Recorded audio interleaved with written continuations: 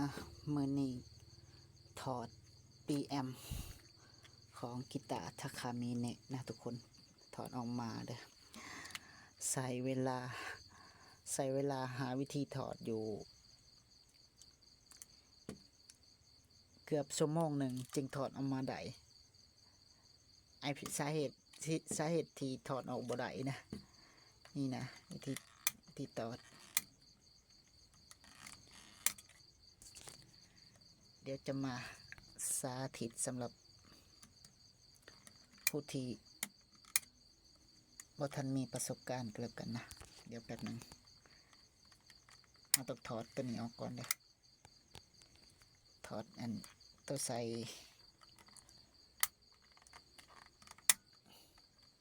่ฐานนี่นะแต่ว่ามือมันบ่มีมือจับนะแป๊บนึงเด้อโอเคเราต้องถอดตัวนี้ออกมาก่อนนะ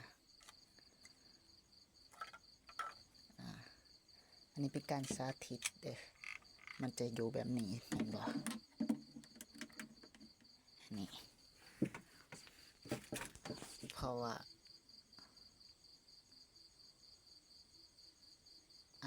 บางคนอาจจะเจอปัญหา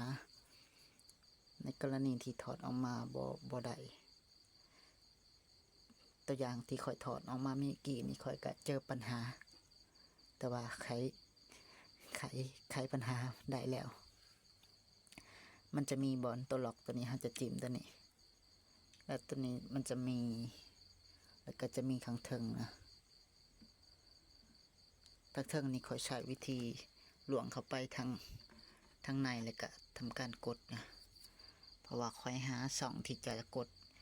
ที่มันตัวล็อกอยู่บอลนี่บ่เห็นนะทุกคนนะแล้วก็เฮ็ดเป็นชั่วโมงนะแต่ว่าเฮากดได้แล้วเห็นได้แล้วแต่ว่ามาเจอปัญหาตัวนี้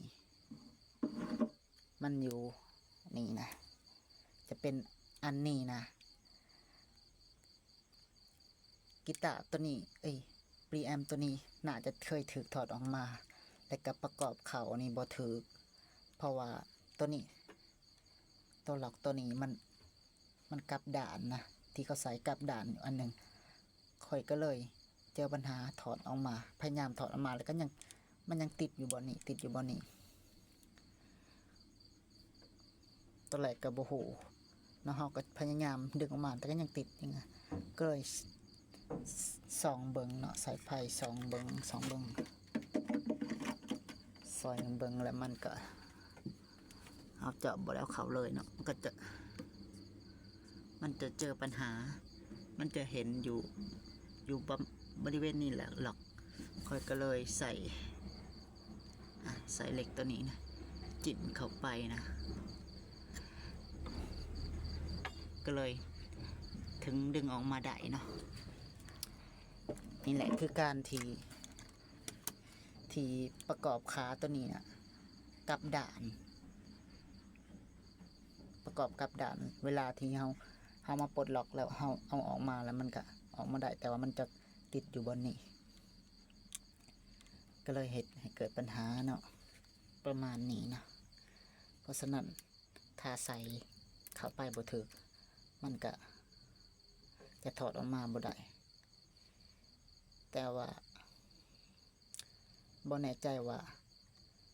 สั่งที่เฮ็ดก่อนนั้นนี้ตั้งใจเฮ็ดให้มันใส่แบบบ่ถึกหรือบ่เพราะว่าขาตัวนี้มันจะบ่ค่อยดีแล้วขาตัวนี้ตัวล็อกเนี่ยทั้งสองผังเนาะมันล็อกได้เล็กน้อยนะหรือว่าบ่แน่ใจว่าเขาป้องกันบ่ให้มันสามารถถอดออกมาได้ง่ายหรือบ่เพราะว่ามันบ่มีขาตัวนี้ล็อกขึ้นมามันอาจจะรวมออกมาอันนี้ก็บ่แน่ใจแต่ก็โอเคมีหยังคลิปนี้ก็เอามาภาพมาเบิ่งเป็นตัวอย่างเนาะสำหรับผู้ที่กำลังเจอปัญหาแบบนี้โอเคเด้อทุกคนเด้อ